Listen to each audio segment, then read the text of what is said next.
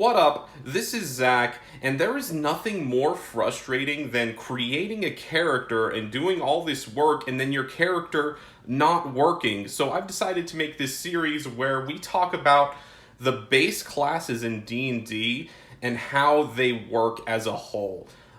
So I'm just going to break down a couple of different things with each class that is in the base class, no subclasses or anything, and talk about how to make them work as a whole. So hopefully we don't have to wonder why our games aren't being fun and we just know how to do it. So hopefully we can make this a little bit easier for everyone and we can have fun games in D&D. Alright, let's talk about why Wizard is so dope. Alright, so for this video we're going to break down all the different schools of magic so we don't have to go over every single spell and we can get a good idea of what each of those do.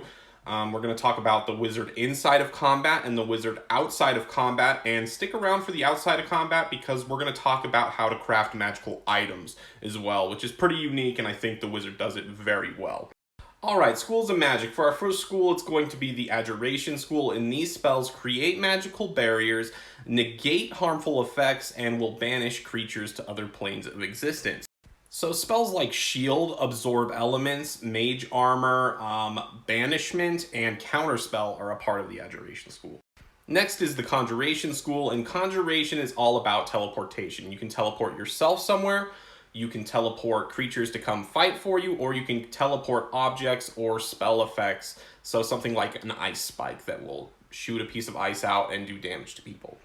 So examples of these spells would be Teleportation Circle, Conjure Elemental, or, like I said, Ice Spike. Next we have Divination, and Divination is all about getting extra information, whether that's seeing the future, seeing in someone's mind, seeing past an illusion, yeah. So spells like Detect Thoughts, See Invisibility, or Identify would fall under this category. And Identify helps you identify magic items, by the way. Next is the Enchantment School. The Enchantment School has everything to do with somebody else's mind. So spells in the Enchantment School can do anything from making somebody like you more to having you completely control their mind and tell them what to do. Examples of these spells are spells like Friendship or Sleep. So yeah.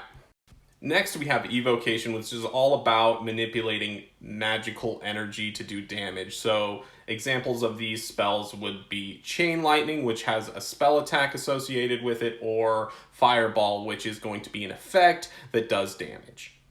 Next we have the Illusion School, which is all about tricking people's senses, mostly what they see, but also what they hear. Examples of these spells are spells like Color Spray, which can blind people, or Disguise Self, which can put you in a disguise that's magical. Next we have the Necromancy School, and Necromancy School is all about life and death energy, so this can give you temporary hit points, can do damage and take away people's life energy, or can raise people to be undead servants. Examples of these spells are going to be spells like Raise Dead or Vampiric Touch, which lets you touch someone, hurt them, and then heal a little bit from it. And lastly, we have Transmutation, which is all about changing the properties that are inside of an object or creature. And the change can be anything from totally transforming a creature into another creature or object, or just making something float or move in the air. Examples of these spells would be something like Polymorph, which can transform creatures, or Feather Fall, so when you fall you can use a reaction to float. And those are all the spell schools, and there are so many spells. That being said, the most important thing for a wizard is choosing the spells they'd like to use. So hopefully you can make it a little easier on what spells to choose for combat and outside of combat. In combat, choose a spell that you want to use to hit people with. I would personally choose a spell that does a saving throw rather than a hit spell, because there is nothing worse than missing with your spell slot and wasting that spell slot. And these types of spells normally come from the Evocation School or sometimes the Conjuration School. But you also need to pick a spell that is going to protect you. So that can be something like Mage Armor, but you also have reaction spells that you can use like Shield or Absorb Elements, and those are Adjuration spells. The next spell you pick for combat is probably going to be based a lot off of which school of magic you want to be using or specialize in. And these can be utility spells that really help you move and do things better, or they can be something like a conjuration spell that's going to summon more creatures to come and help you, or even a necromancy spell, which we can make zombies or bones come up and help you. And some subclasses will just give you access to new spells, but keep in mind, not all of them do. So your game plan for combat is to have a damage dealing spell prepared and damage dealing cantrips prepared, and know what they do and how to use them. Also know how you're going to protect yourself. Did you cast mage armor earlier on in the day, or are you going to cast reaction spells in case you get hit? And depending on your specialty, you can choose if you want to buff your party using spells, or if you want to just keep attacking or summoning different things.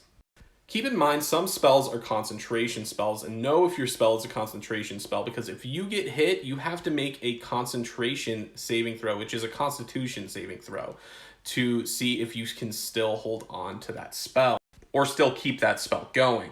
And the spell save DC is always going to be half of the damage you took, or 10, whichever one is higher. Just try not to get hit when you're concentrating. And know the risks of using a concentration spell. Next, we'll talk about the wizard outside of combat. There are so many spells you can use outside of combat to help you get things done. And you'll probably choose those spells based off of what you specialize in, but I have a couple of spells that are my go-tos that I will always use as a wizard because they're just so helpful. The first spell is Mage Armor. It's going to boost your AC to 13 plus your dexterity, and it lasts 8 hours. Next is Identify, which is going to allow you to identify magical items and figure out what they are. Identify is also a ritual spell, so you don't have to use a spell slot on it. You can just take 10 minutes of your time and figure out what the magical item is.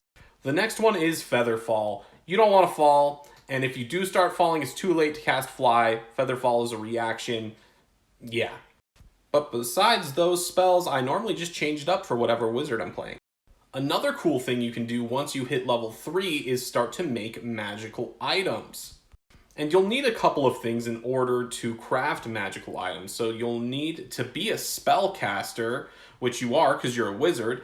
You'll need a spell that does the effect that the item does in a spell slot to use each day. And you will need a formula for that item.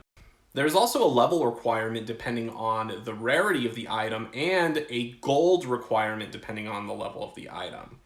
And you can use 25 gold a day to create that item. So as a common item, that's going to be 500 gold, but you can only use 25 gold a day. So let's say you want to make some boots of elven kind. The first thing you'll need is a formula to make it. So for the sake of this, let's say that you need some elven hair and some boots. Then you're going to want to be 3rd level. Then you're going to need the silence spell and a spell slot to use every day. And that's going to cost 500 gold, and you can do 25 gold a day, making that 20 days. Keep in mind, you do have to spend 8 hours a day working on this item, so this is a downtime activity. But if you have another person who is also a spellcaster that has the same spell as you do, they can help, also adding 25 gold a day, cutting the time in half. So try and take advantage of any wizard NPCs that you may know. And don't forget, you can teach each other spells from your spellbook. I would also suggest taking Sage as your background as a wizard, because the Sage has the researcher feature, which allows you to recall information, and if you can't recall that information, you can go and know where to find the information to do that scholarly thing you're trying to do. Like get a recipe for your magic item, or just finding spells in general.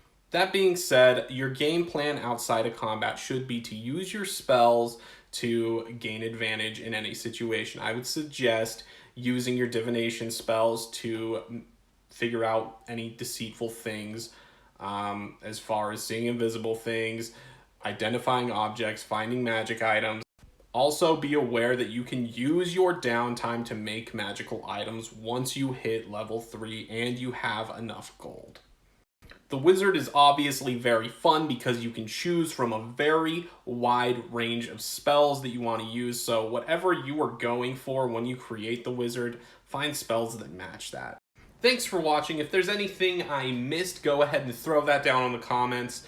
Like, subscribe, and yeah, D&D is dope.